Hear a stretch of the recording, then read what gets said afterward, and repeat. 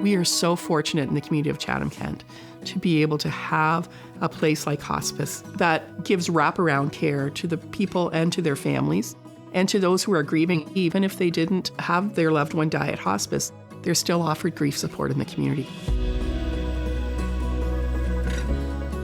My name is Michelle O'Rourke, and I was Director of Hospice Services, hired 12 years ago to help get the hospice off the ground. It's exciting to be having us celebrate our 10th anniversary. The people in the community who were trying to build a hospice started even way before then. But by the time 2014 came, the board was in a position to hire someone. My background as a nurse, I worked over 30 years in the emergency department. So when I was brought on in 2014, I was thrilled to be given the opportunity to really work full-time in this project. And so for 2 years, we had construction committees. We met with the architect, trying to really develop a sense of a place that would be like home, but it would have all of the medical supports that someone would need and all of the volunteer support that families would need. It's not just about the person, but it's about their whole circle of care. And how do we care for everyone during that time? It was really exciting, especially the last couple of months. Once we had the building up and we were painting it and we were taking delivery of the furniture and we were hiring staff, everybody was really pumped. So we ran some public tours for probably a week before we opened. Thousands of people came through the doors.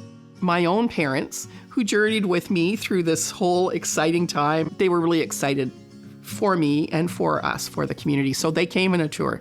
We wanted everybody to be able to adopt it as their home away from home when they needed that in their life. One of the things that we developed at Hospice was our desire to be able to float candles in the reflecting pool in honor of the people as they were leaving the building after they died. And my dad was an inventor, and I said, could you make something that could help us to place these candles in the pool so people don't have to bend over so far? So he did develop this stick out of aluminum on his lathe. And I have pictures of him floating candles in my kitchen sink with the prototype, But he was so proud of it. And it was the last thing that he made before he got sick. We never really actually imagined him needing to live in hospice when he died. However, he had suffered a stroke. When we realized he wasn't going to recover from the stroke or the cancer, then he was in a position to come to hospice. And so that was just in June. We'd only been open for 2 months. He was here for 2.5 weeks, and we had a party every single day. He really enjoyed the time that he had here, and our family enjoyed the time, but especially my mom. She didn't have to be the caregiver anymore. She could come and be his wife. She could go home and rest at night.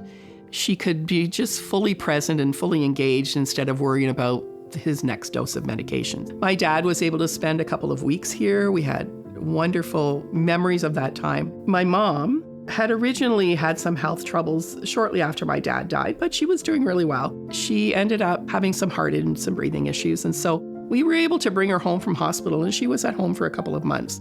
But her condition was deteriorating. We knew that she needed more care than we could provide.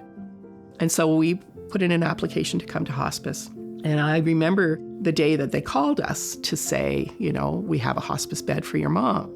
And I said, well, is room 1 available? And they said, well, we weren't sure if you'd want to go in because they knew that was the room that my father passed away in. And I said, well, really, we're pretty sure my dad's organizing this, So I said, if room 1's empty, that's our room. That's the room our family feels comfortable in. That's where we celebrated my dad's living and dying. And we would love it if my mom could. She would love it as well. My mom was only here for about 36 hours. So our family was not able to have as many parties here, but the staff was so amazing.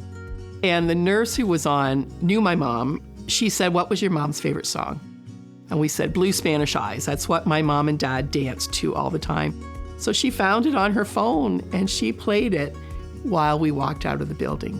And so it's the little memories like that, those little touches, the things that the staff do, the things that the volunteers do, that make all the difference in the experience of, again, being on the side of being family, being able to really have this richness and to start your grief journey well, because you've had a good experience.